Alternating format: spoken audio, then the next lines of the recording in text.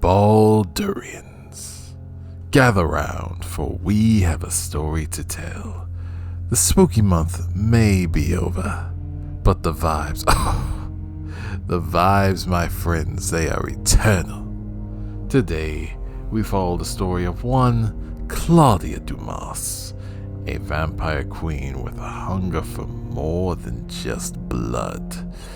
Joining Claudia is a fiendish menagerie of familiar faces, dressed up specifically for the occasion.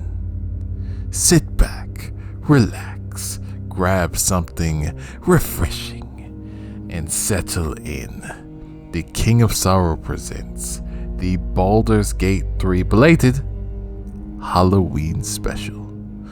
Apologies for the delay. Now let's get started, shall we?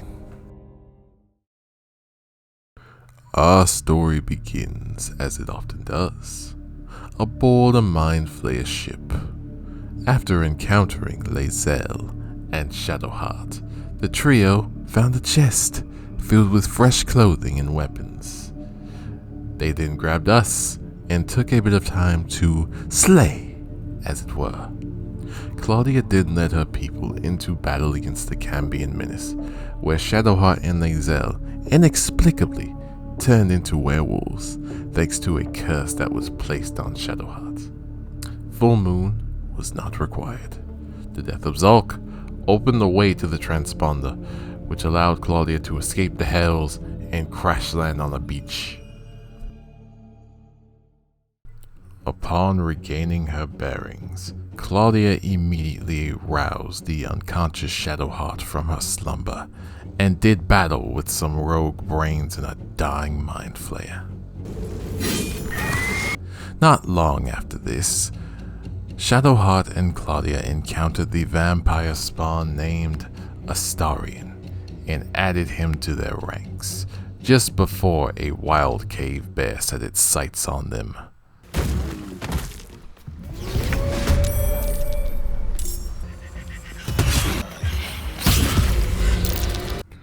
As the group pushed forward, they encountered a wild Gale on his own in the wilderness. He immediately joined and decided he wanted to be a mummy, until he got bored of that and became a gnoll instead. Hell yeah. Oh my god, he's so big, Jesus! What? Yo!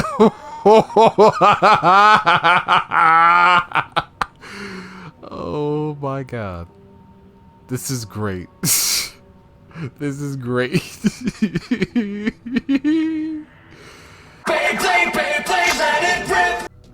A group of undead skeletons arose within the crypt. Claudia and her forces were not moved and made short work of the angry bones. Following the battle, Claudia opened the crypt containing the one and only Withers. However, there was something different about him. So he has spoken, and so thou standest before me. Good God, Withers. Upon exiting the derelict crypt, Claudia and her group discovered Lae'zel and promptly freed her from her ramshackle prison. With Lae'zel secured, the group continued on their journey, only to stumble into a disagreement between some refugees and a goblin horde. Those pesky vermin were nothing more than an annoyance, however, as they fell just as quickly as they emerged. Inside the Emerald Grove, Claudia met and mingled with the grove's populace, and Lae'zel decided she wanted a costume change, preferring Warforged steel to siren songs. Along the way, the team ran into another friend on their journey, Will, who was oh so ecstatic to play the role of a Drider. For some reason. Oh my god, he's purple. Yo, he's tall as shit too, holy hell. Lae'zel and Will tested their new skins against some harpies and an overzealous bugbear before aiding Claudia against a family of owlbears and another pack of goblins. Returning to camp, Astarion jealous of Wither's drip, among other things, demanded to be immaculate like him. So Claudia obliged, and gave him a costume that perfectly matched his idol. Astarion tested his new assets in battle alongside Claudia and the rest, before the group was beset by the likes of Little John, 369, damn she fine, move it to me Sakadama one more time. Little John, certainly ain't so little. Further down the river, the team encountered Karlach, and this happened. One horn, the stink of Avernus. Where the fuck is his... Advocatus Diaboli. Bro, where's his upper body? Me to underestimate you. Oh my god. Okay, well this is a Halloween themed playthrough. Where's his head? Where's his face? Oh, that's creepy as shit. Will's headless Spider-Man routine aside, Karlach was invited to join the team, which she obliged. Rather than dress up as a monster, she wanted to be a nun, and she wasted no time guiding her pursuers in the toll house to their final judgment. Back on track, Claudia led her team of monsters and baddies into a dank, underground cavern, where they battled a giant spider and its babies. Right after, Claudia decided to jump directly into a conveniently placed hole that led to the Underdark. The group's excursion can be summarized like this. Claudia and her friends battled Minotaurs. Lae'zel exploded. Claudia and her friends battled an aberrant abomination. Lae'zel exploded. Claudia and her friends battled some cultists. Lae'zel exploded. Claudia and her friends battled Dwergar by the lake. Lae'zel exploded. Claudia and her friends battled more Dwergar in the Grimforge. Lae'zel exploded. Twice. Holy shit. Well, that's the vampire goddess for you. Holy shit, man. Though off to a rocky start, the alliance of monsters and beasts continued forth, tearing through the rest of the Grimforge and the Underdark as a whole. Oh, thank fuck, he was L plus fucking ratio. Holy fuck, okay. Damn. He just drop kicked it in the shin, just falls flat.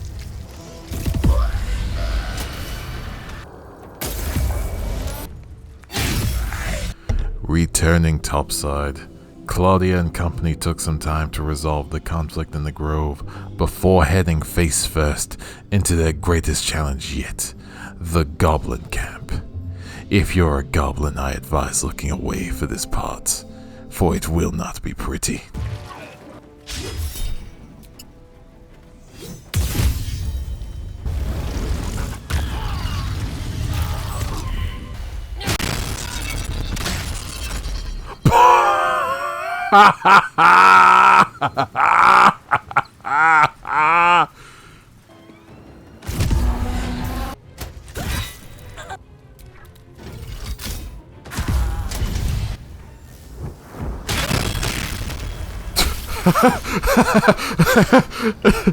Damn, pull that motherfucker from up top. He just died instantly, bro.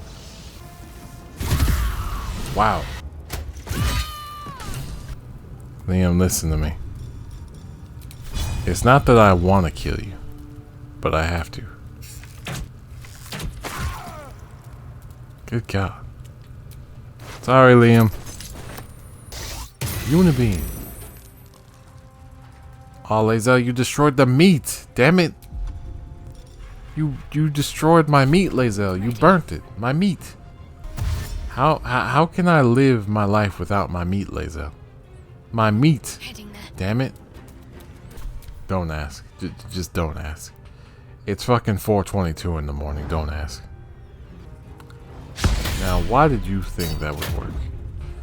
Now, why, little Timmy, did you think that would work, little Timmy? Do you see how tall I am compared to you? 63 damage, little Timmy. 63 damage. I know little Timmy's last name, but his name is little Timmy now.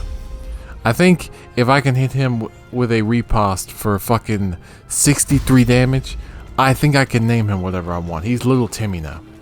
He will now and forever be Little Timmy. Every subsequent playthrough I do, his name will be Little Timmy. Now, Little Timmy, I have to know, did you really think that would go? Did that go the way you thought it would, Little Timmy? Because I can tell you right now, I bet the fuck it didn't. You're dead. The Great Goblin Massacre had satiated Claudia's bloodlust. At least, for now. The journey, however, was far from over. Still, a raucous night of debauchery was capped off with a party underneath a blood moon. Claudia and Shadowheart certainly got comfortable with one another. The next night, the troop headed out and engaged in battle with the hag and her unwilling followers. Why's she trying to throw it back, though?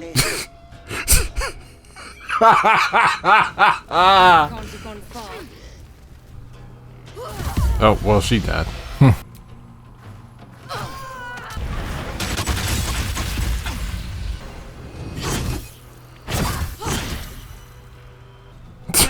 Well, that was easy. Wait just a tick.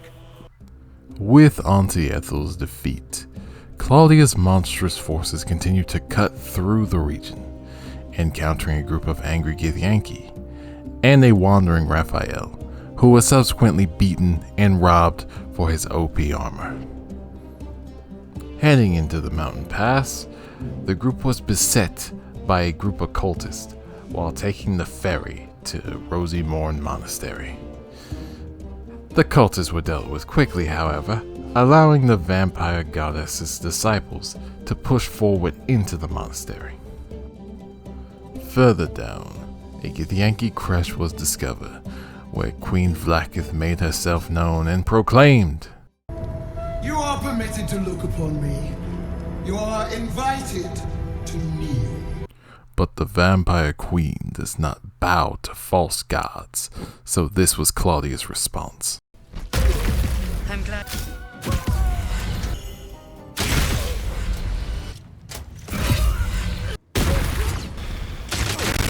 Holy sh... Okay, I didn't think the Savage would die that quick. Okay. Oh dear. Okay. Holy shit, bro. I wasn't expecting y'all to die that quick. Damn, now I kind of feel bad. Holy shit.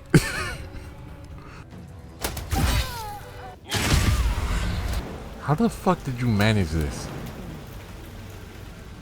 Oh my god. Bro, get me out of here. Lizzo's gonna fucking die. Yo, no, get the fuck out of here. Oh god, how the fuck did you end up in here? How did you touch that? Oh god. Yeah, she's cooked. She's cooked. I can't get her out of this. My injuries need tending. Lizzo, you're gonna die. You are actually gonna die. I can't save you. I cannot save you. Yeah, you're fucked. You're about to explode. Don't. Bro, she's stuck in the door. Oh no. Looking ahead. Oh no.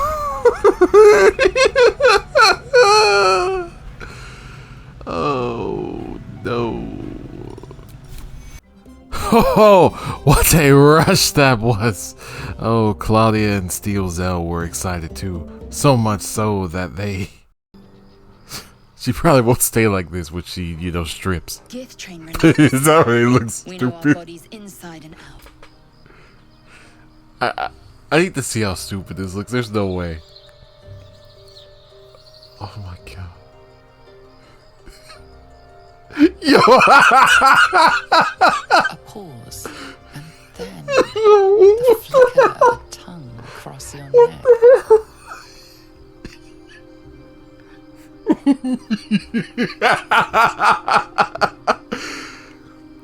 Nah, ain't no way. Ain't no damn way. Ain't no way. Open. Oh my god. Taste. Bro, this looks so stupid. This looks so unbelievably stupid. What? I can't even see what's happening. Alright. And enough screwing around. Let's pet the good boys and let's move on. Continuing forward on their journey, the group headed towards the Shadow Cursed lands, where the biggest threats are the ones that you cannot see.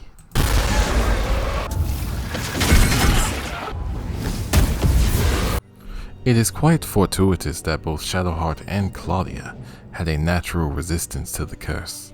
This allowed Claudia to convince a Drider to relinquish his moon lantern, thereby securing safe passage for the rest of her troop.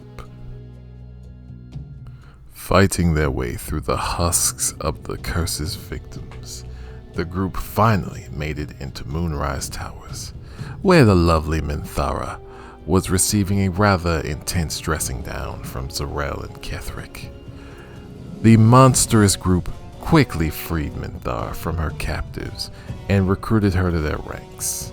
Minthara took on the form of a devil and also received some of Claudia's blood to become a vampire. Wandering into Last Light Inn, the team encountered the legend Jaheira. Oh my god! I wasn't expecting Jaheira's eyes to be glowing like that, oh my goodness! And also received an upgrade from Damon that allowed Karlak to finally be able to, in her words, touch people. Oh yes. Everything was going so well. Until the group encountered the one, the only, Fist Marcus. As you can see, Claudia and her friends were not too thrilled by his arrival. Moon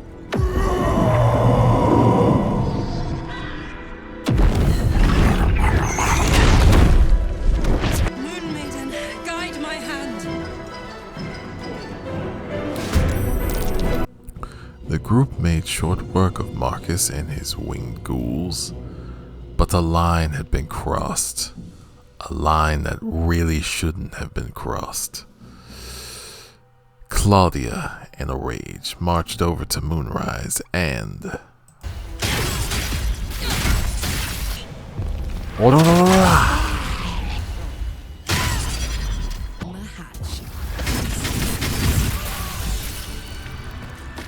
We're gonna risk how? How many did it make?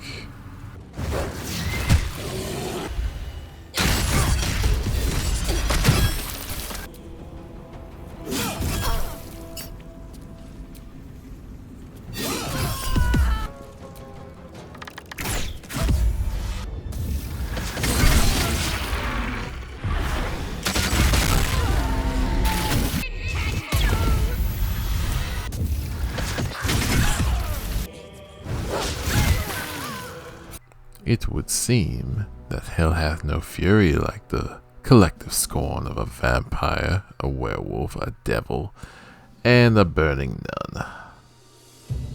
With Moonrise successfully purged, the time had come to deal with the other Thorns, Malus, Thistlebolt, and Garangoth.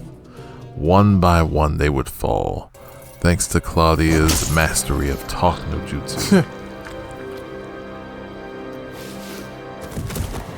Yeah, get out the way. Yeah, get out the way. Good. No. I paid back. Yes, you pay it back. Back at camp, Claudia was met by this. What the hell? Oh, what the what the hell? Yo! What the hell?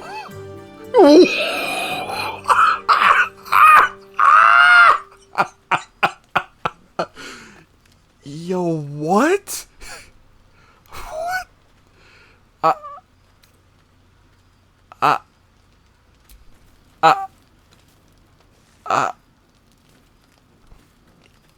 Oh, sorry. I didn't see you standing there.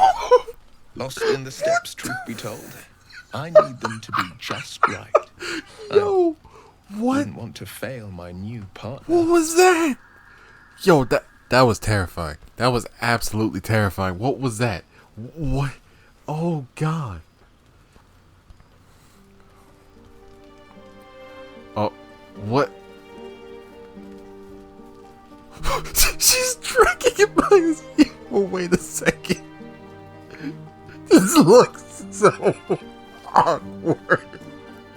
What kind of mating ritual is this?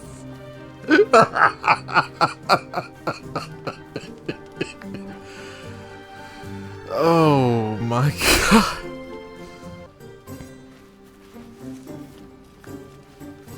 Oh, holy shit. She getting that shit. I just wish she wasn't going through his legs. How utterly charming. Great. Dun, dun, dun,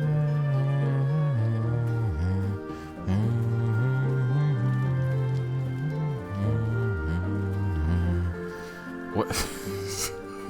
What the hell? What is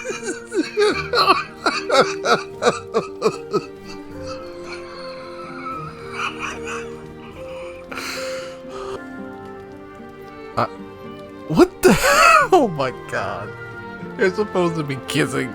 His head is in the ground. So much shadow around us. And the award for most cursed interaction goes to whatever the hell mating ritual that was. Gotta get back in character again. The following night was filled with aiding Housen in his quest for redemption, as he sought to lift the Shadow Curse. After saving the spirit of the land from the Shadowfell, Housen joined the group officially and donned his best goblin attire, and led Claudia to a shack containing the corrupted half of the land spirit, now going by Oliver.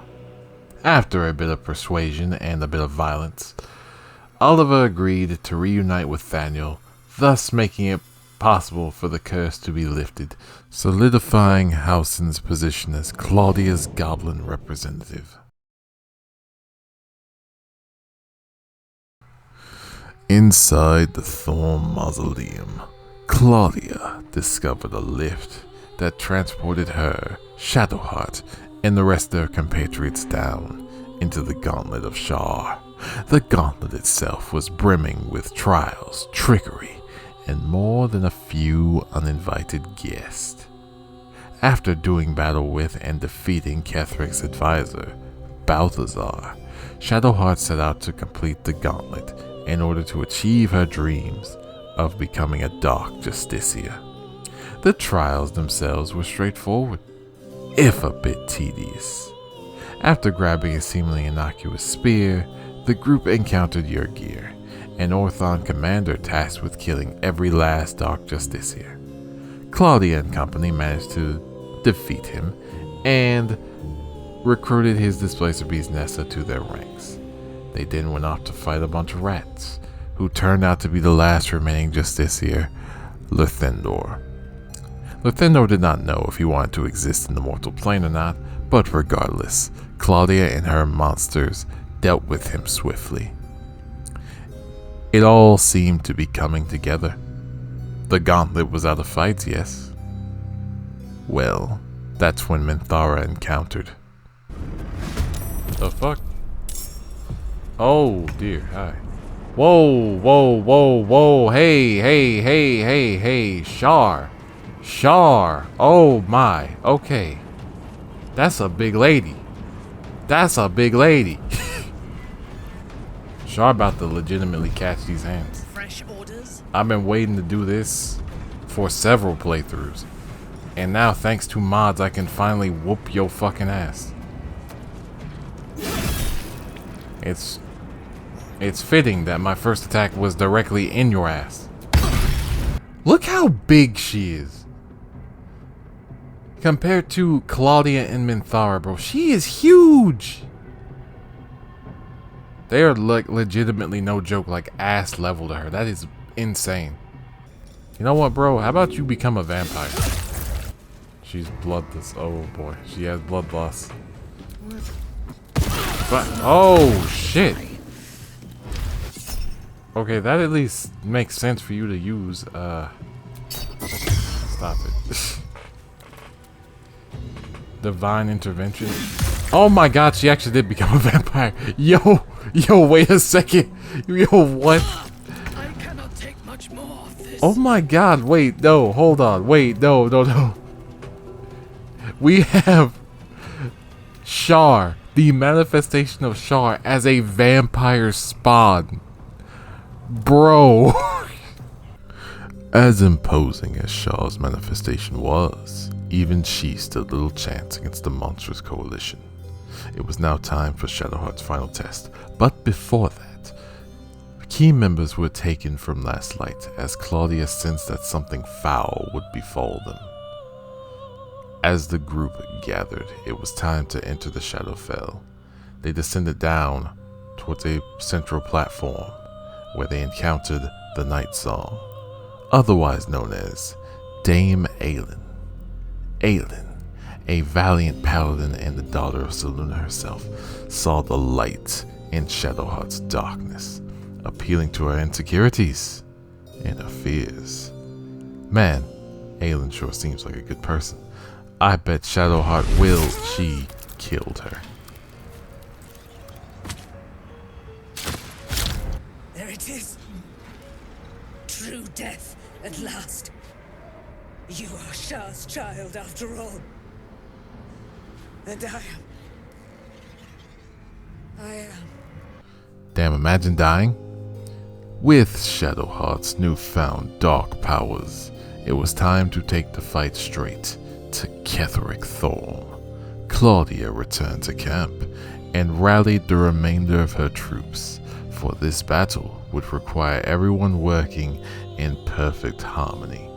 Ascending the top floor, Ketheric was oh so ecstatic to see a gaggle of monsters stood before him. Ketheric's forces fell as sure as he would. After the initial skirmish, Ketheric retreated into the bowels of Moonrise, where untold horrors resided. Claudia immediately gave chase, jumping down a fleshy hole into a mind flayer colony. Inside this colony, Claudia was reunited with her literal brainchild, Us, and immediately set about freeing them. Us's prowess in battle was immediately tested and deemed satisfactory for Claudia's purposes. More battles ensued within the colony, and they all ended the same: death. Virtually unscathed, the giant party headed down a lift to the deepest depths of the colony. There, Ketheric and his vile co-conspirators were conversing with the Elder Brain, who was the voice behind the Absolute.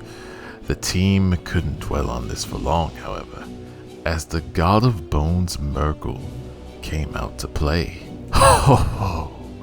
And oh boy, did he come to play.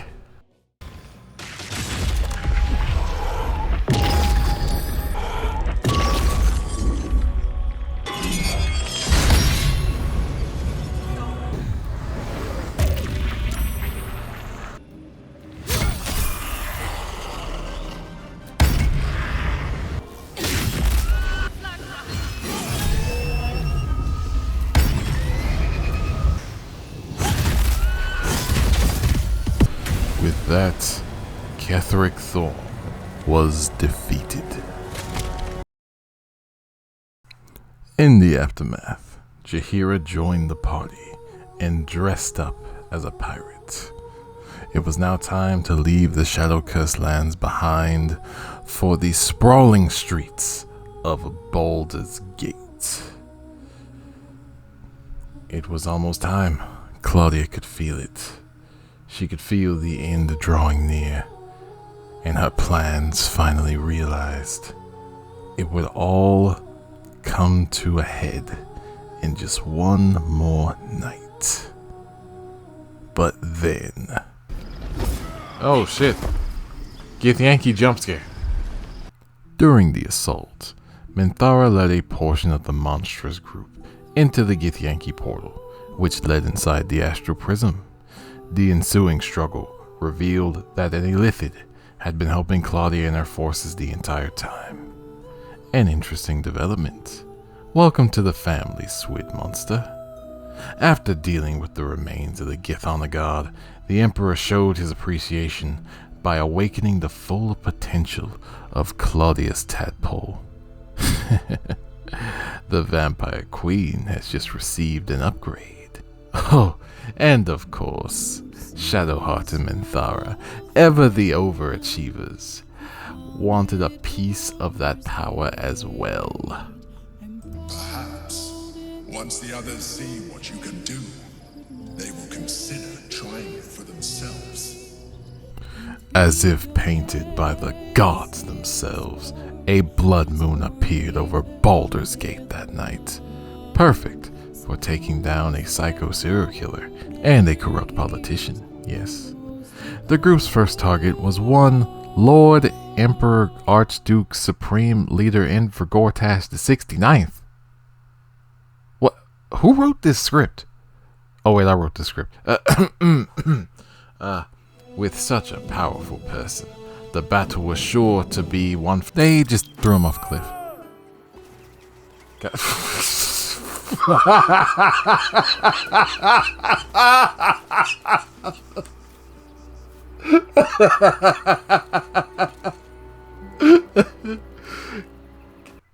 With Gortash's defeat, the Elder Brain gave the party a new directive.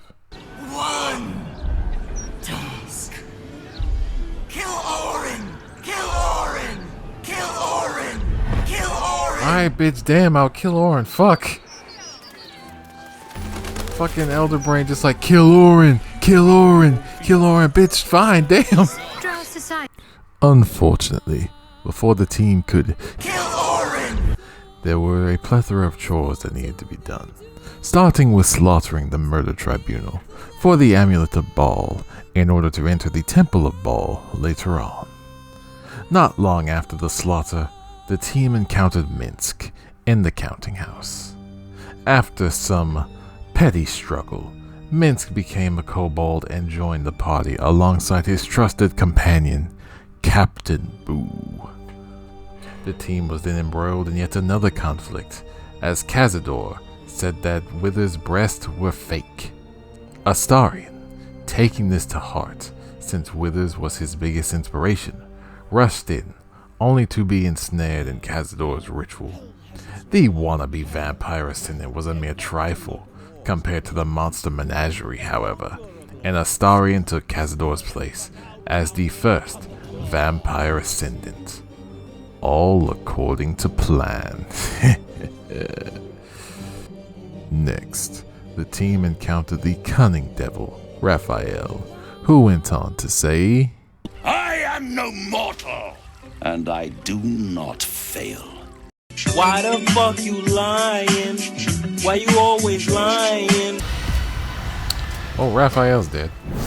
Finally, Shadowheart took some time to dethrone Viconia de Vere as Mother Superior, which went about as well as you'd expect. For her final test, Shaw tasked Shadowheart with sacrificing her own parents, using the pain of loss to empower herself even further, and thereby cementing Shadowheart as Shaw's chosen. Everything was in place. It was finally time to Kill Orin! And how did the group decide to deal with Orin the Red? Bye, Orin. Wow. With the dead three taken care of, the only obstacle left in their way was the Elder Brain. Or so they thought. Enter Aurelio the Conduit. That man does not have that shit on. He do not have that shit on. And he has fucking 600 fucking health. I'm about to whoop his ass. With Aurelio the Gigachad dealt with, the way to the Elder Brain was finally clear. It was time for the finale to begin. Unfortunately, even a vampire queen cannot hope to dominate the likes of an Elder Brain, not when it is wearing the crown of Caites. So the Emperor offered to use the Nether Stones in their place. When Claudia told the Emperor where it could stick those stones, the Emperor joined the Elder Brain's side, seemingly dooming the group. However, the group instead decided to free Orpheus, and he underwent ceremorphosis in order to successfully dominate the brain. The massive army of monsters fought their way to the brainstem before making the long climb up to the top. Upon reaching the top, the group encountered the Emperor yet again. The Emperor's intervention mattered little in the end, however, as the vile machinations of the Elder Brain would soon be snuffed out.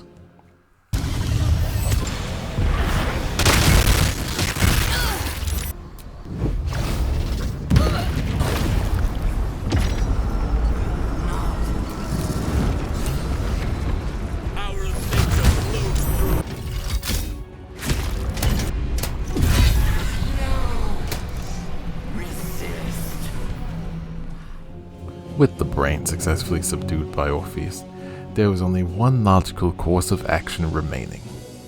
Claudia, on the other hand, had other plans.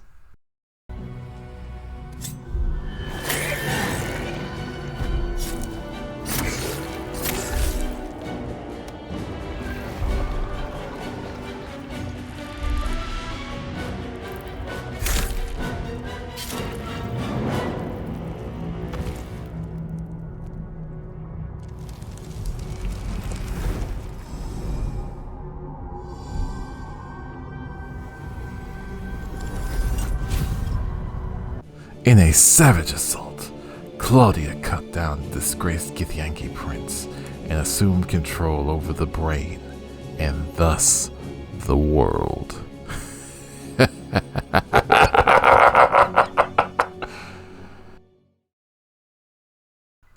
So, you may be wondering, what did Claudia do with her newfound power?